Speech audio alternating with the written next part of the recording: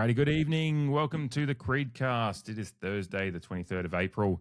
Of course, 23rd of April means ANZAC ROUND is upon us, and we're going into it this weekend. Our squad show tonight, previewing our Port Adelaide Footy Club taking on the Geelong Cats at Adelaide Oval.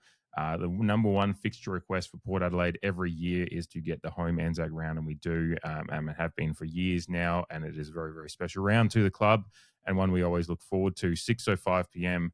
this weekend at Adelaide Oval. Good evening, Jamie. It is a special round, as always, this weekend. How you doing? Good evening to you and everyone else joining us. I'm doing well, and I'm looking forward to ANZAC Day, which we get to play on this year. Doesn't come around very often, just depending on when the days land in the round. But yeah, definitely one of the favourites personally. But yeah, it's one of the favourites across the board. Any proud Australian, a patriot, which is a bit of a dirty word at times now. Yeah, I think we all get around ANZAC Day. We all have our differing beliefs on war in the modern world and whatnot, but I think one thing that we're all appreciative of are the sacrifices made by those men and women in a bygone era when wartime was much more prevalent and quote unquote necessary. Yeah, no, exactly. I've certainly, someone that got a degree in history in college. I read, there's a lot of readings on war and wartime and different things and the aspects of why we end up in them, and often unfortunately, they can be the thought processes of leaders and around the world, but it is the regular people that fight them and sacrifice for them, and that's who this round is all about, honouring those people that particularly the ANZAC spirit of where it began and dawned back in 1915 and all the way through, regardless of the necessary nature of some of the wars, even those in the 21st century. You can argue about those till the cows come home, but those that actually still put their lives on the line to go over there deserve the recognition, regardless of why the wars were being fought and who they were being fought for.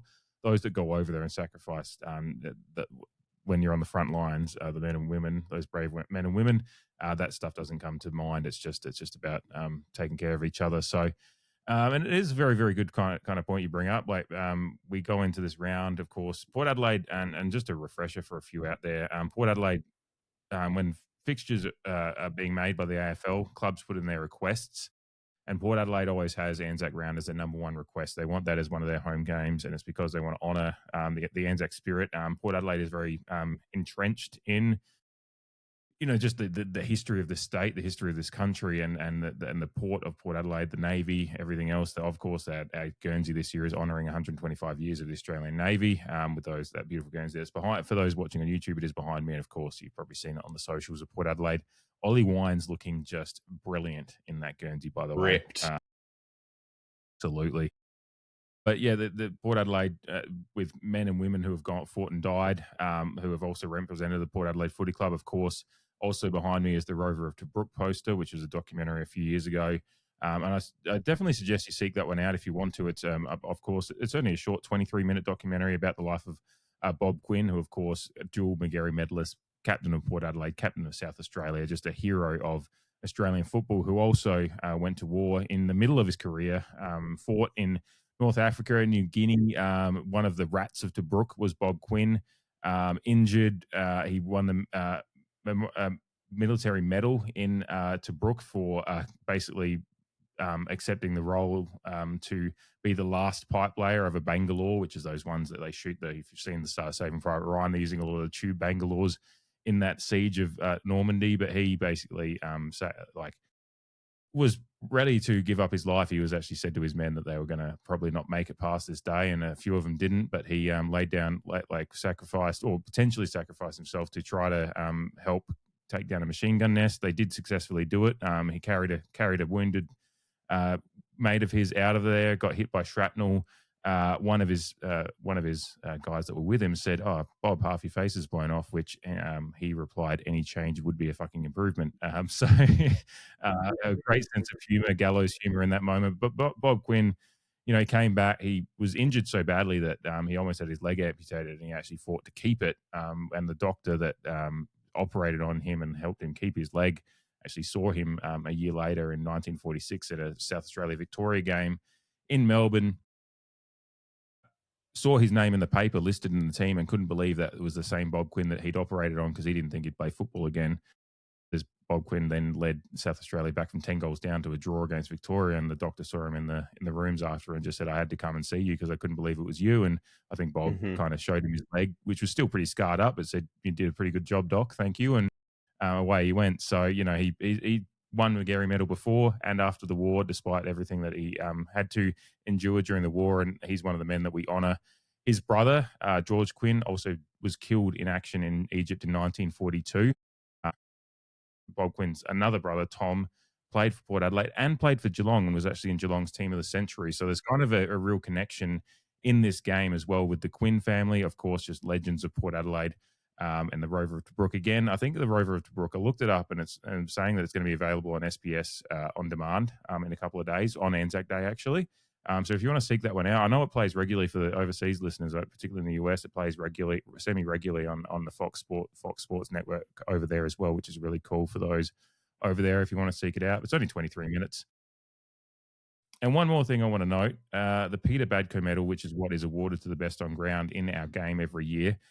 Victorian Cross recipient who was killed in action in Vietnam was Peter Badko after multiple moments of gallantry and just, again, similar things like taking down machine gun nests with just kind of disregard for his own life in a way that wasn't that he was actually disregarding his own life. He just took the mantle to, lead his men in these situations. And he was unfortunately killed in action after multiple moments where he was lucky to survive other moments because of what he did. But in an interesting note too, and something that I really find intriguing about Peter Badko is he was a military career man. He had actually gone into the military 15 years before or 17 years before he passed away in Vietnam. So he was a career man stationed in Malaysia and other areas for a while before the Vietnam War took off. He actually had spent some time in Vietnam as kind of an advisor and observer in the previous conflicts in Vietnam. Of course, the long storied history of turgid history of Vietnam and colonialism and all those things. But once the war was underway, of course, he was over in Vietnam and he actually started to become quite disillusioned with it and saw it as an unwinnable war, which is, of course, Vietnam War historians and anyone knows a little bit about Vietnam knows how that went. And it is actually a very, very common story of people that were in Vietnam that became somewhat disillusioned with it. And I find Peter Badko a really interesting character in that is that despite his disillusionment, he wrote letters about it. He saw napalm bombardments of civilians and helped tried to help survivors in villages that have been bombed by napalm. And of course, just innocent people dying in war. Civilians are always the ones that cop the brunt of it in these situations. And he found himself quite disillusioned with it, but still out of duty, still performed his task. And of course, unfortunately was killed, but received the Victoria's Cross. And this, of course, to get it back to the game, is the medal that is awarded. So I find him a really interesting character, someone who, despite no matter what his thoughts were, and similar to kind of the spirit we like to see Port Adelaide play with, not to compare war with footy, but we do often do that as just a part of the kind of way we talk about footy. I think the Peter Badko medal as our best on ground is a very, very good kind of reward for players on the day to kind of embellish that spirit that we like to see players play with in regardless of the situation. This year's a tough year. You could say some players could be disillusioned at times, but we're seeing some green shoots as well. And hopefully we see a Port Adelaide player on game day receive the Peter Badko medal once again and continue that kind of spirit, which of course began with Josh Carr in, I think, 2004, winning the first Peter Badko medal, which is kind of some roundabout stuff. So sorry to throw all that at you, listeners, but I just wanted to throw some kind of information in there. I certainly encourage you to, because I probably haven't, without writing out a script for myself, I just had some notes. I haven't done it probably justice, all these stories you could read for hours on both Peter Badko and Bob Quinn and many other members of the Port Adelaide family that have served. And for those that are currently serving or past serving that might be listening, thank you for your service. And I hope ANZAC Day treats you well as you get the respect you deserve. To the game, Jamie, or any other thoughts, feel free to go for it. But I find it very special that we do this. As do I. I mean, just another part of our club that you can fall in love with, so to speak. That Bob Quinn shrapnel wound and near amputation story is one of my favourite Port Adelaide stories. The fact that his leg was near amputation and he just basically denied that happening Because effectively he so wanted he to could play footy. still walk and play football. Yeah. And then to, like you said, as an extension of that, the doctor seeing his name or seeing B Quinn in the paper and having to find out if it was in fact the man that he operated on, which it was. Yeah, great story. I love, obviously it always comes up at this time of the year, and yeah, one that never really gets old. Right in your wheelhouse for sure, being the historian that you are. But I love the connection to our Defence Force and our veterans, the club in particular. Just anecdotally think that we're one of the front runners in that regard, much like we are in our Indigenous community programs. So, like, someone like me, again, something to be proud of in our club, I believe, and something that I definitely am proud of. Anzac Day is around. I mean, I get chills every single year. As soon as the ground goes quiet and you can hear a pin drop, it's one of my favourite moments of the football. To pay respect, obviously, first and foremost, but just the fact that between 35 and 50,000 people, and then on on the marquee game in Melbourne, 100,000 people just still standing silent at once. It's quite an eerie but wholesome occasion. Yeah, my old man definitely loved it too. Not in the Defence Force or anything like that himself. He was an Air Force cadet when he was younger, but definitely a bit of a history buff as well. Loved wartime stories and loved sinking his teeth into that. So yeah, it'll be a nice occasion.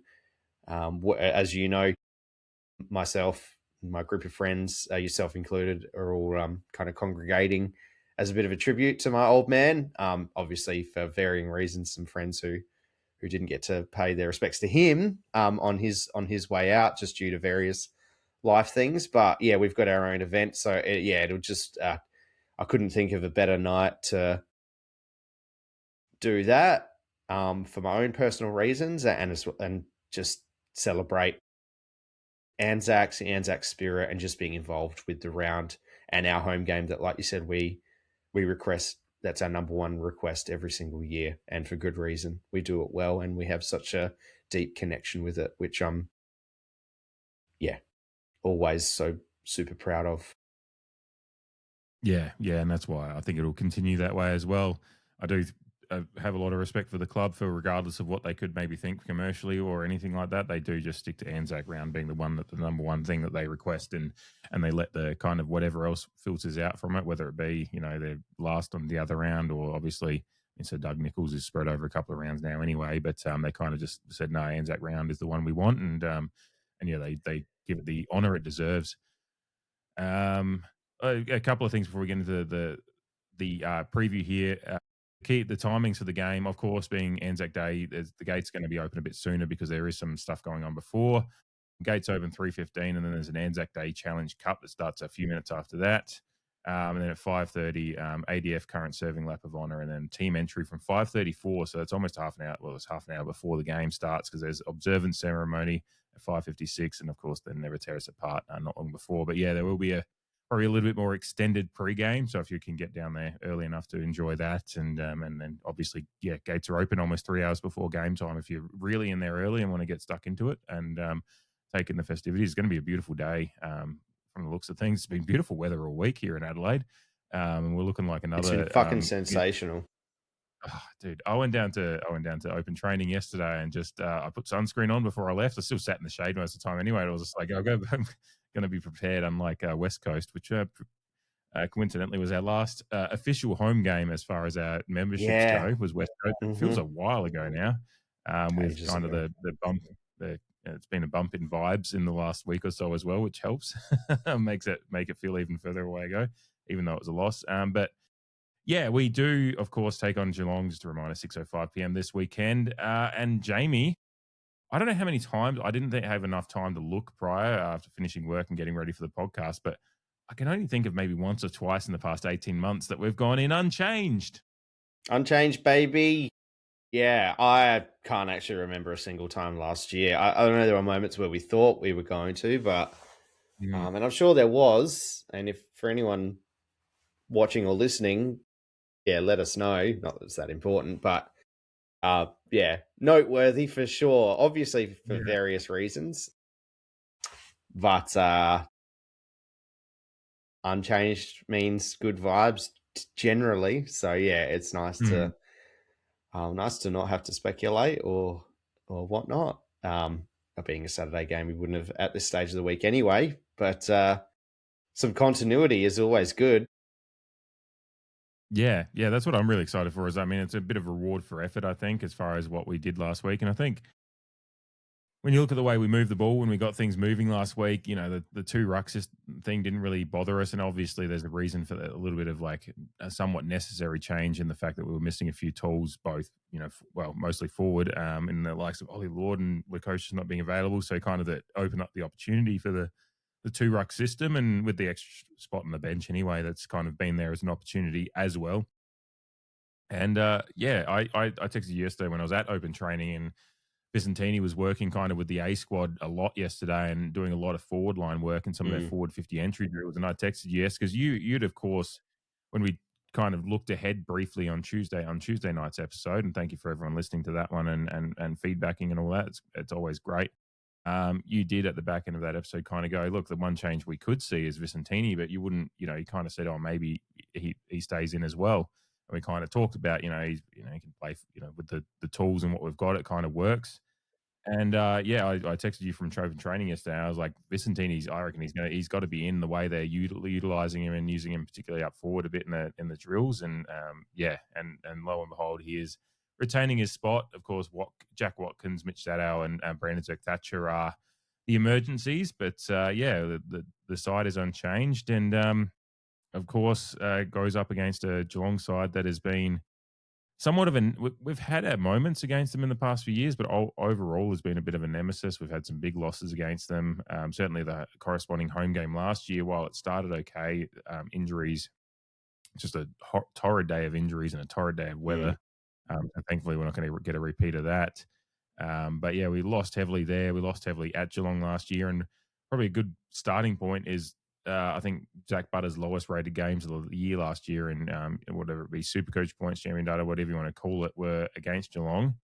And it was very, very much because, and the 50 gamer as well, Oishan Moen, put a hefty tag on him, and I think he did a pretty good job on Bontempelli last week. So, starting point, how are we going to deal with that? Because I shout out to Rory, Geelong fan analytics man on Twitter, has kind of said, you tag the guy. Like, if we've got taggers and we can tag Butters out of the game, like, why wouldn't we? Because I think he's having an argument with someone about, like, why would you tag him? Why don't you just go? Someone was saying, you should just go, Dangerfield versus Fife. And he was just like, why the fuck would you do that when you've got a good tag? Like, when you can do a good tag on Butters? Like, no, we want to win football games. So how do you see that going? Do you think Butters, do you think we can, maybe the change in vibes from last year to this year can possibly see us figure out a way to get away from that? Or are we going to struggle with Butters again this week? It's going to be a challenge. He would have learnt a lot from it last year. But I can't envisage us changing our CBA mix from last week. I mean, Butters and Drew were up in the 80 percentile. So the thing is that everyone else is going to have to lift. If it is having a negative impact on him, if we plan for it, then it'll be great. If it doesn't and he breaks through it, maybe rotating him forward a bit more is the only other thing that I can think of off the top of my head. Because he's back in goal kicking form now, of course, as we all know. But yeah, it's just simply going to come down to a team effort. It would surprise the whole football community if Oisin Mullen didn't go to him. They've even brought their other Irish tagger in Mark O'Connor. So, I mean, he's Yeah. going to get tagged. The question for us is whether we want to tag back. But I doubt it. Stewie Dew and Josh Carr are really trying to get Willem Drew to just play as a genuine midfielder. More on the defensive side of, or the cut and thrust of a stoppage, whether it be a centre or around the ground, but just getting him to play as a genuine mid and contribute to the mix, as we keep bringing up, rather than being a highly negating midfielder. Funnily enough, I think it was Sam Mitchell said they tried to put a tag on Zach in the third quarter, I think he said, but we won clearance. And then when they dropped the tag, they won clearance. That's Hawthorn, of course. And it just keeps that argument rolling. And did the tag work as well last year because our team overall in both occasions that we played Geelong was nowhere? I mean, you could argue that we're not far from those teams now, but I think we'd like to think, coming off the back of last week's game, that we're a bit more in front of corresponding games last year against Geelong. So who knows? The fact of the matter is, or I think it's a fact, is that Mullen's going to go to him. And I hope that Zach's learnt a few tricks in how to break it. And I hope he's ably supported by the midfield around him, like he was against Hawthorn at the weekend. If we're going to tag anyone, though, I'm probably going to want to tag Ollie Dempsey on a wing, funnily enough, because he just seems to be in great goal-kicking form, and he's always a threat outside of the obvious matchups, I might add. Yeah. And particularly the second game last year when we were really struggling with injury, that I think by that time we played Geelong down in Geelong. Bergman might have been shut down. Jason Horne-Francis certainly was. There was a few more injuries, of course. Like Pal Pepper was out by that point, and there was just we were starting to get to that point of the season where guys, if they were struggling with anything, were getting shut down more or less. And so, and we've got a team that's also got, outside of the midfield. I mean, the midfield itself, just to finish off on that, like obviously you mentioned CBAs. Drew and Butters are consistently at least 80%, but what we saw last week was the mix got a little bit more. There was over 60% Ollie Wines and 60% Jason Horne-Francis in there as well, which is a major change to what the mix had been in previous weeks. Obviously, Horne-Francis had really only started ticking up into even getting any CBAs in the last few weeks, and certainly going beyond 50% is what we want to see from him. And it's probably going to require him to try to do, I mean, just keep doing what he's been doing the last week and a couple of weeks. Jason Horne-Francis form, he's playing at a level that was last week he was basically 1A and 1B with Butters as far as impact and how good he was. Obviously, they shared the coach's vote. So that it will require him, because that might help shape, tags can be shook by just, having your stars lift around you, so to speak, because the tag just won't be. And to your point about where we were and how we were playing, and that's what made the Butters tag look worse, was because we just didn't really have anything else going for us. Whereas this year, hopefully Horne-Francis can really, lead from the front as well, and, get some better performances out of the likes of, the guys that played well last week, whether it be, Joe Richards. He was talking about his midfield work on, I can't remember if it's Kimbo and Chad, or Kimbo on the Chad, yeah. Berry's doing a lot of connective tissue work, and there's a few others in there as well. And of course, you mentioned, Ollie Wines were glowing about, and Willem Drew was, 9 clearances last week. Like, there's a lot of work done by Drew last week as far as the clearance work as well. So it's going to require, again, a rising tide lifting all ships kind of stuff in the midfield group to mitigate the effect of that tag. Because the effect of that tag was, is what it was partly because we just didn't play that good of football anyway last year in large parts, and then I mean, the corresponding home game last year was really affected by injuries. The guys picking hamstrings everywhere. So there's factors as to why those games went the way they did. So you can, maybe Mullen will keep Butters a bit quieter. If Butters has 20 to 25, then that will be annoying. But last year it was even less than that. But if he's tapered off from the 35 disposal odd performance he's having at the moment, but Horne-Francis can still go 25-30, and then you can get Willem Drew and Wines getting the ball on him.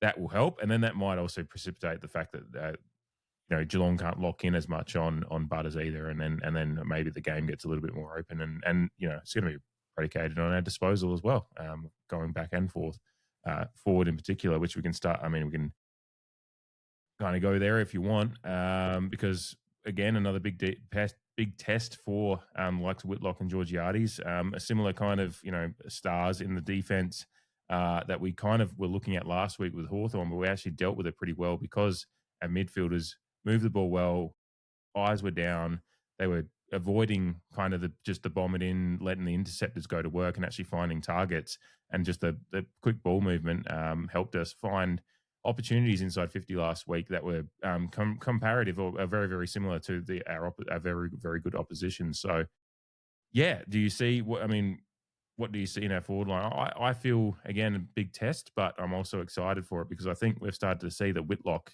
we can match it up with anyone as far as his ability to get up and work. And then obviously Georgiades is Georgiades. And the element of Visentini staying in the side, where in Josh Carr's press conference prior to the Hawthorn game, he mentioned that on top of Hawthorn having two ruckmen, Whitlock, while he's performing, having that third bigger body to bring the ball to ground more often when you need to halve a contest and things like that, and just keep their defence, Hawthorn, busy, will help Whitlock as well while he's still developing his body. His output is still there. And, in that regard, Geelong have De Koning, Henry. They've got some quite medium defenders. So it's definitely something that we can exploit in the air potentially. But they're very, Geelong are a very accomplished side across the board and never to be taken lightly. Well drilled. So from the tools, I think if we get our supply right, I think it may be an easier proposition than a Hawthorn defence with Battle, Barras, and a Sicily in the air against Geelong. And we just have to make sure that we're not kicking it to Tom Stewart, who is quite a prolific intercept and rebounding defender, as everyone is well aware. We've had some success in the past of putting a niggly small forward as a defensive role on him. And little did I know, the Jed McEntee game. Everyone will remember Jed McEntee's performances on Tom Stewart. Probably the highlights of his career. Jed, mid-season recruit as well. So, little did I know that Durden was actually tasked with a defensive role on Sicily, which may have also played into why Sicily was moved during the game. I can't remember where I heard that, but someone was interviewed this week that alluded to that. Maybe it was Joe Richard. No, it was before then. But in that regard, maybe it's Corey Durden who they task with playing a bit of a aggravator, a defensive forward role on Tom Stewart, just to make sure he's unsettled. Much like the Zach Butters tag discussion, Tom Stewart is an experienced footballer. Each time he gets that kind of forward placed on him that has a defensive role, he would learn a few things of how to cope with it. But would you be derelict in your duties not to do it when it has been successful before? And I mean, on Sicily, Corey Durden still kicked one goal and handed off two direct goal assists too. So he's clearly capable. We know he's clearly capable of contributing on the scoreboard, if not directly, indirectly through assisting. So it's definitely one that I would like to consider. But that's still a defensive point of view. In terms of kicking the score, I think we're well equipped. As long as we're keeping our powder dry in the middle, obviously, is the caveat every week, until our midfield shows on a consistent basis that they can get clearance and contested possession numbers where they should be, and particularly early in the game.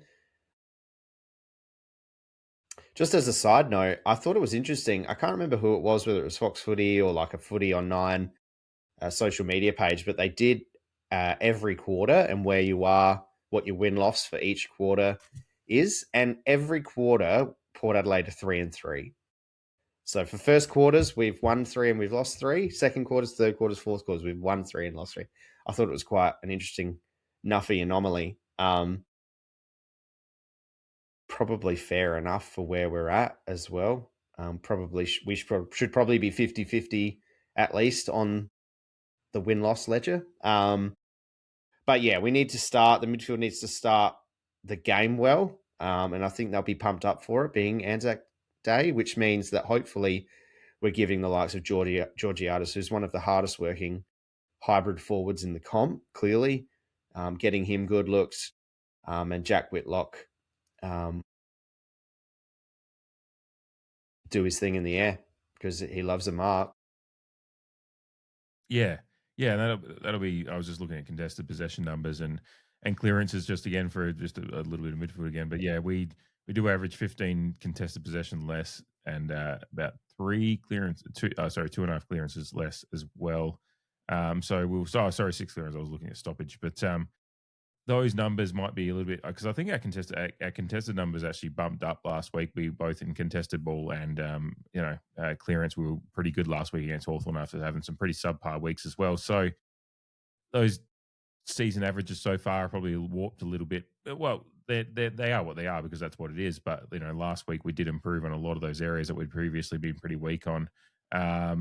Pressure will be an interesting. Like Geelong do average more tackles a game. We do need to start sticking some more tackles here and there. But there's some other areas, like particularly marks inside 50. We're very, very close. So there's areas there that even turnovers and Geelong actually average more turnovers this year. One thing I have been pretty impressed with the way we've changed, like our turnover numbers are dropped compared to last year. We do have some silly ones at times, but the overall, like sometimes last year was real just a shit show of just and the turnover differential to other teams was often quite alarming. But this year it's actually pretty. We're averaging almost 65 this year. Geelong are just a touch under 70. So our turnover numbers, while we're playing a better, like a very, very brave game style at times and taking the game on a bit, but we are the eyes are down. We're avoiding intercept marks and all those kind of things. So that will be a plus point going inside 50 if we can do the similar thing to Geelong. And again, avoid the interceptors and just play smart football. You made the point last week on the review show about just the comparison to maybe the last couple of years where just some of the football seemed really, really dumb and simple-minded, and the fact that there's just a smartness to it, which a side note to, I think Jason Horne-Francis on his weekly appearance on the Triple M morning show kind of said that Carr is giving them a bit of license to use their instinct a little bit on field. Like he's saying, if you guys make decisions on field based on what you're feeling, essentially, it might sound a little bit like the vibes, but it is a smart thing to kind of let the stars go to work a little bit. And I think that's been showing in him playing some really good football since he's got back to form, and the likes of Butters and Co as well. And that comes down to on-field leadership too, and that's why I bang on about having a good mix of senior players in your team, because they are, while that's true, and good teams generally play their offense with a bit more instinct and structure, because that's why you pay footballers is what you pay footballers at the end of the day. But they are also doing it with the defensive structure in the back of their mind. Like you said, we're turning the ball over less, but less crucial spots on the ground too. And I think we're top 6 for defending turnovers this year so far. Fixtures taken into account. But I think that's because we're setting up better, but we're not always going for the risky play. We could probably take risks on certain occasions, and I think Saturday's game against Hawthorn was a good example of the push and pull of when to take risks and when to control it. But it's kind of defending with the ball is what they say, and it's allowing our defensive structure to shape up so that if they do turn it over, which happens in the modern game, I mean, it's kind of what the modern game is all about, really, these days, is turnover and whether you can score from it or how well you defend it. So I think that's what we're doing better. Sydney are the number one turnover score team, and they're top of the ladder. I don't know how the game's going tonight, but I just saw that in the pre-games. Well, yeah, and it's just really interesting looking at our last game against Geelong at Cardinia Park. We turned the ball over 69 times to their 56. So we lost contested possession by 20. We only lost clearance by 3, funnily enough, and we dominated hit out 58 to 26. But it was a mauling, as we all unfortunately know. Jack Whitlock's debut game, like you alluded to. But again, I think we're a bit better equipped in terms of a game style point of view to not have those critical turnovers. We were just getting exposed in far too compromising a position last year, where I think, albeit the win-loss ledger this year so far isn't where we expected it to be or where we want it to be, there are those small little factors that suggest we're doing some certain things right. And hopefully we're the ones burning them on turnover. Again, exposing their defence and providing our forwards with the good supply that you'd hope for. If it means targeting your support act players, if they've got a matchup that's worthwhile, then do that. That's part of the even contribution that I'm definitely keying in on, and I think Port Adelaide fans will hopefully become accustomed to, and we'll be keeping an eye on. It's not all about one player. I mean, I think Geelong's the perfect outfit to come up against in that regard, because I think they're a club that's just built on a spread performance. It's all about the team. It always has been, and it always will be. So first things first, got to win it. But I think our forward mix is coming into their work quite well now, where we've actually all of a sudden created some options to target outside of the one obvious pillar of our forward line last year in Mitch Georgiadis. Yeah, I absolutely agree. Going to the defense, because that's an interesting area as well, of course. We've had some, we'll start with this one, just throw it straight at you. Do we throw Lockie Jones to Jeremy Cameron? Because until he pinged his hamstring last year, he was holding him well. What do you think the matchup goes with it in the key pillars, so to speak? I think it's so. I'd really love Asava Radaglia to be available. Because you've got a Shannon Neal who's just a huge man mountain, but you've also got a Patrick Dangerfield who is quite a strong operator, and who Asava matched up quite well on in our home game last year when we started pretty well before those injuries all hit. Because then Asava on Dangerfield allowed Lockie Jones to go to work against Jeremy Cameron, and then, like you said, kept him goalless until he pinged his hamstring, Lockie Jones. So while that's tantalising, we do also have in our back pocket Miles Bergman, who's done jobs on Jeremy Cameron in the past and can roam with him if Jeremy Cameron comes up the field, which we know that is a likely situation that's going to happen. So I'm probably, it's going to be another big boy pants moment for Todd Marshall, just because he's one of the tools in the absence of Asava Radaglia. He's a tall defender when Asava is in the team, but he has to be that extra amount accountable Yeah. for a forward, Well, while it's just him and Aaliyah in the tall defender stakes. So I'm probably putting Lockie Jones on Patrick Dangerfield, to be honest, and putting Miles Bergman on Jeremy Cameron on this occasion. Again, in the modern game, we know that it's, it's help chuck it in the defense and all those blender. kind of things.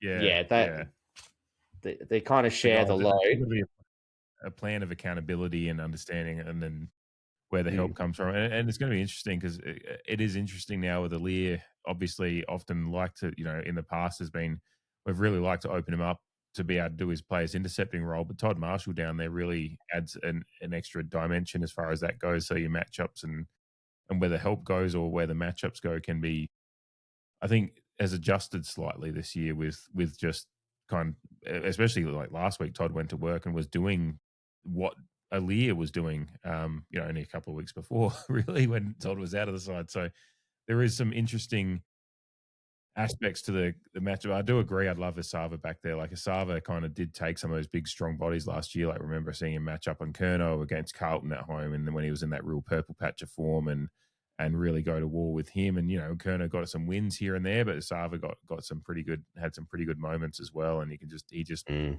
he's a really good one to throw on those strong bodies. I was watching Asava run him and Manny Lee were working together in the rehab group yesterday at open training, and just watching Asava run around the boundary again, he's just such a man mountain of a human being. It's just like, I Yeah. would And so handy to love. have when you come up against a forward line that has those brutes that you're going to get from Yeah, time to time.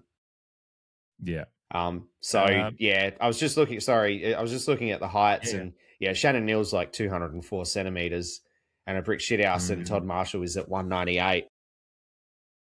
So team defense is going to play a big part, because if Todd Marshall can at least compete in the contest and allow your Aaliyah, your Lockie Jones or your Miles Bergman to float across and intercept mark, then that's good. But I said it last year, I'm a big rat for Shannon Neal. I think he's going to be a gun of the competition as he mm-hmm. progresses through his career. And yeah, their forward line has match winners all around it. Jack Martin is actually keeping himself on the Really good field. form. He's just injury Yeah, prone for his whole career. So I'm actually looking at a Jace Burgoyne potentially for him. Jace mm-hmm. has been a bit all over the place as well, but I think he's got the chops and a similar body shape, speed, agility to kind of match it with the Jack Martin. Mm-hmm. But because, yeah, it's going to be a good night for football. So it's going to be battles in the air, but also battles on the ground. And we need to have players like Jace Burgoyne. I want to see a really dogged effort out of Kane Farrell, because that line in particular is quite, if the game starts to unravel, as we saw on both occasions last year, they can just feed their forwards, and their forwards are talented enough to really just fucking kill you. Mm-hmm. So it's going to take a solid effort from our defense line, even with pressure up the field. It's still going to take an effort. So when the ball's on the ground, I trust your Bergmans and Lockie Jones to kind of crash and bash at ground level, but if it's Kane Farrell that has to put his head over the ball, I don't want to see him being pushed around or shirking contests, which is like, again, modern football, you've got your really hard-nosed players and you've got your guys that do prefer it on the outside. That's, any team has a mix of that. But I think this Josh Carr iteration of Port Adelaide is, if it's your turn to put your head over the ball, you got to put your head over the fucking ball. And Mm-hmm. not to put the heater on Kane Farrell, because he's had a good season overall. I think he could definitely do better, and we know what his weapons are. But to use those weapons, you got to win the footy, and we got to keep it out of the hands of Geelong's forwards. So when it's at ground level, and it's his turn to go, I want to see him go because we're going to have our hands full. That's for damn sure. Mhm. Yeah. It's real like I don't know. I love watching Shawsy, and there's like a pre-game of a hockey game in Shawsy. It's like shout out a name. It's like, are you going? And it's like, I'm going. And then they just shout through the team. And it's like, yeah, you know, Jim, you going? I'm going, or something like that. And it's like Kane Farrell. You got to go when it's your when the shout is on you. Are you going? You going? And it's kind of sometimes these games require that when you're coming up against a side like this. Is like you have to kind of park your usual wants and desires, and even the team might be like, we prefer you doing this, but certain games are just going to require a full team press, so to speak, to keep the various weapons of Geelong at least frustrating. All you want, sometimes you just want them, to your point about the forward line and certain areas down there with Vicentini, like you want them to halve the contest. You want them to just make the contest, even if they're not going to win the ball, just get in there and frustrate and make it tough on Geelong at every turn. I was watching the pre-game for the Dogs and Sydney game tonight, and they were just highlighting kind of Sydney's pressure and just how they've got guys that are just like relentless in their chase and pursuit, and just we're trying to think which game they were, whether it was Sydney's game from last week. They were just throwing highlights up of like how they're just simply disrupting ball movement by pressure and just dogged attack on the ball, and different guys that aren't used. They're kind of highlighting the roles of like likes of Justin McInerney and co, who have stepped up the game when they've got the ball in hand, but also just the fact that they don't really make let a opposition get comfortable off the ball when they don't have the ball in hand. So you kind of got to take those little lessons that football is just a game that does require that effort, and that's what kept us in the game last week, as well as when we had the control of the ball, we used it well. But once we got past the first few minutes, we applied pressure, and our pressure rating, I think I brought it up a few times. As it's shown throughout games, our pressure rating's been pretty consistent throughout the year. We haven't had any of those quarters like last year. There was some god awful. I think I think Joe Richards said we're in the top 3 or 5 for pressure in the league at the moment. That wouldn't surprise me. Yeah. And I don't think we actually chatted about it much in the review show about how consistent it was even early. Like the funny thing was, in the first quarter against Hawthorn, I think our pressure was up above 200 from the get-go. We're just getting cut open in that early portion of it. But I think I remember seeing it was at least over 250 at one point last Saturday. So it's absolutely going to be like that again. Both teams are going to be wound up on Anzac Day. So the pressure stakes are going to be high, which means it'll be a game that comes down to moments if it does stay as a tight contested game. And look, I don't think Geelong have clicked yet for the season.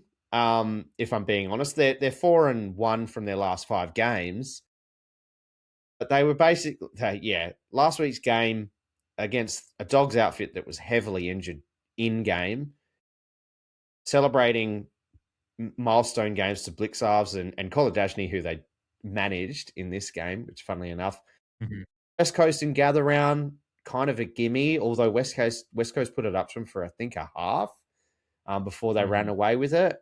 They obviously lost to Hawthorn on Easter Monday, which was a fantastic fucking game of football. Hawthorn had, 6 more scoring shots, though, I've just noticed.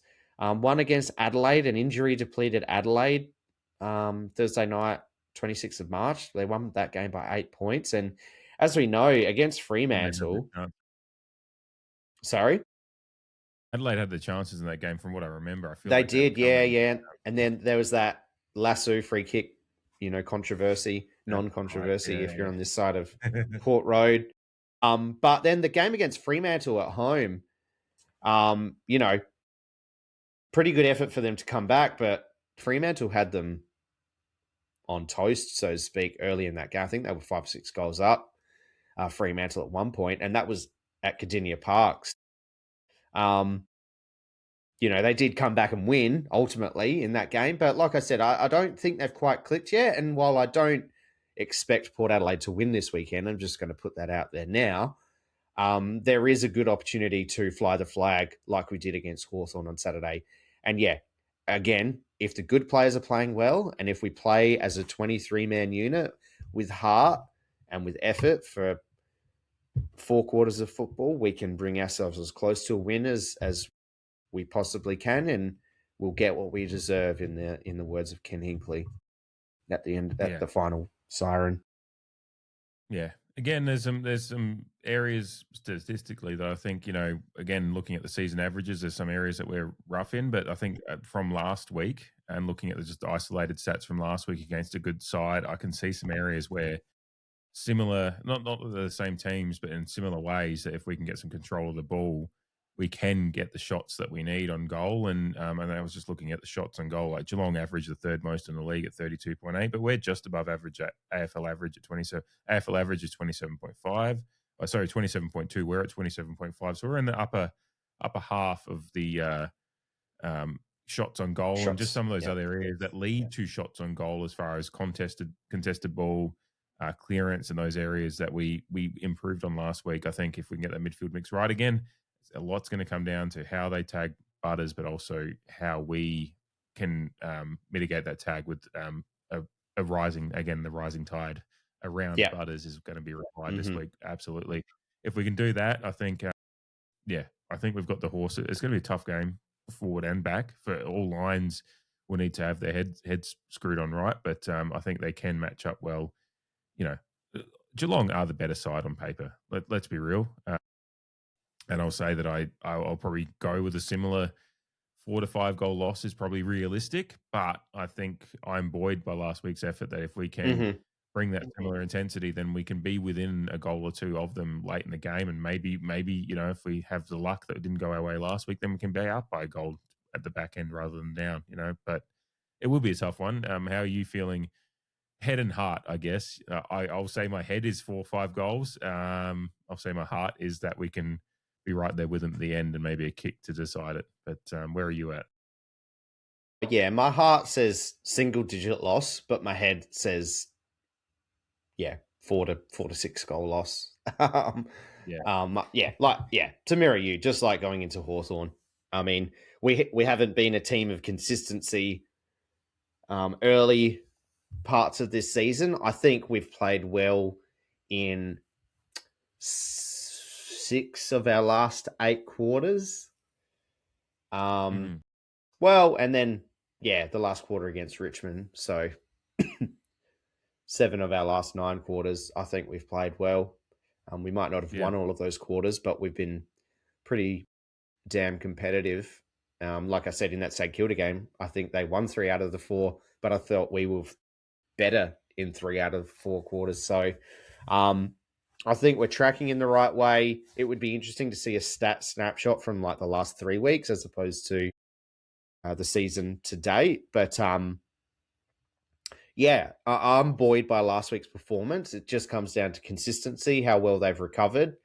Because I think from a game plan point of view, I think we're starting to figure some stuff out. And I think with the available players that we have, I think we've picked our best team that we possibly can pick. So, that ultimately will give us the best chance to go toe-to-toe with this Geelong outfit. We have to defend home turf as well as we possibly bloody can. It's an important round. It's an important occasion for our football club. It is our home turf. So fucking put it all out there. Again, a bit of the heart talking now, and make it a contest. Make them, like you said, agitate them, confuse them, concern them. And when the whips are cracking at the end of the game, hopefully we're still in it, if not ahead.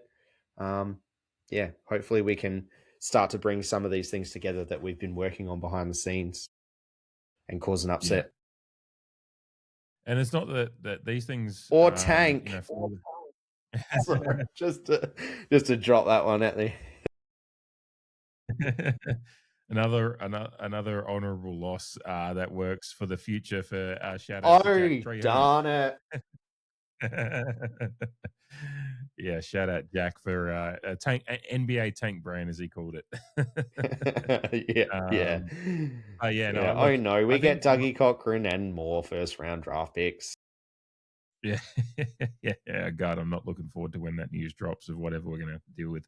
there, which will probably that will require its own segment of a podcast upcoming soon, likely from how the AFL is reporting it. But yeah, look, a great occasion to get around as we wrap this one up.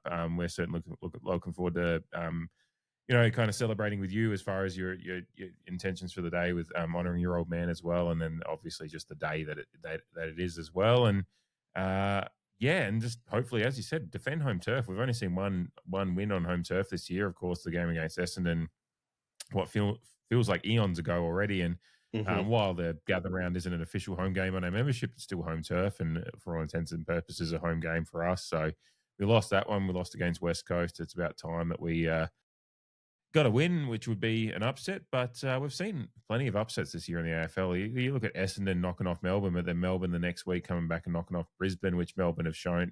It's like if you turn up on the day and the other team, we've got to hope that maybe Geelong are maybe just that 5% off. That you can't explain why a team is 5% off. Sometimes it just happens. That's footy, and that's sports in general. Maybe hope for that. I just hope that we turn up that well that we can do the job. Similar to what we did down in Geelong, a few years ago. No one gave us any hope in that game, and we fucking romped it in. Well, obviously got tight late, but romped it in for a while there. And those kind of things can happen in footy. So that's what I'm hoping for, because I think this group, as much as we sit there and go, you could do tank brain and do all that stuff. I think this group will a good thing for their development will be getting a win against a side like this at some point this season. And what better way to do it than on ANZAC and on ANZAC Day, not just ANZAC Round, but ANZAC Day. I totally agree. No further notes from me. No notes, which means we get to wrap this one up. Thank you, as always, for listening. Like and subscribe. And I was about to. Jamie's doing the wrap up sign. I just started looking at it, and I was like and subscribe and wrap up was what I was about to say. So just clearly, I said to Jamie off there, I'm a little bit under the weather. So, but yeah, like and subscribe, and follow on YouTube. Like and comment and do everything. Interact. We love it. And of course, follow us on the socials. Look for the Creed on Instagram, Facebook, Twitter, etc., etc., etc. Love the interaction. Write us an email if you want it read out on pod. Refer it to a Port Nuffy as well. Yes, absolutely. Do refer it to your friends. Tell a friend about the CREEDCAST. Thank you as always for listening. We appreciate you. Look forward to hopefully talking about a great game with you all on a Tuesday. That's us out. Can the pair.